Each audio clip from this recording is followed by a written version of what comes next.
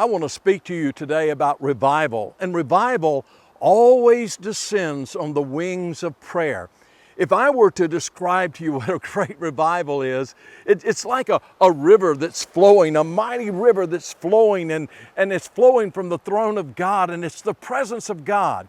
But what happens often before revival is that river is dammed up. And so there's something blocking the flow of the river. And when that dam is burst, when that dam is taken apart, then all of a sudden the river begins to flow and there's life that comes. And I want to tell you, I'm not just talking from some kind of theory. I have seen this. My life, my ministry was born in a great revival. I was a university student when I came to know Christ, and I was asked to preach. My heart was on fire for Jesus, and the rivers of living water were just flowing in my life and through my life. And then I was asked to speak in a small church in Monroe, Louisiana, and there was a pastor there who prayed.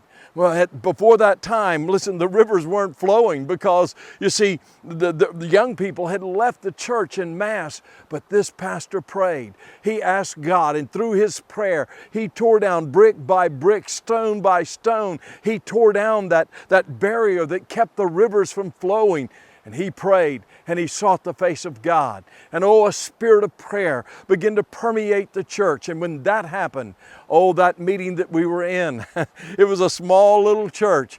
God moved, he fell, and his spirit, the waters began to gush forth. And there was a singing group on the campus who were singing that night, and they all fell on their face before God and repented of sin. And God moved in a mighty way, and it spread from that church. We moved onto the university campus. We outgrew that building, went into another building. We ended up in the Civic Center. The news media were reporting on television and in the newspapers, reporting about the great things that God had done and the revival that he had sent.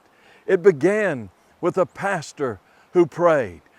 Prayer descends on the wings of a praying man or woman or a small band of people who pray and seek the face of God. It descends. Oh, those rivers want to flow. Do you know what God said? God promised in Jeremiah chapter 29 that he wants to bless us. He wants to prosper us. He has a hope for us. He has a future for us. So many people I see are discouraged and feel hopeless and feel like, well, things are just going so bad. But I want to tell you what, if we will pray, God will do great and mighty things. He will pour out his Spirit. Those rivers will flow. They will flow from the throne of God.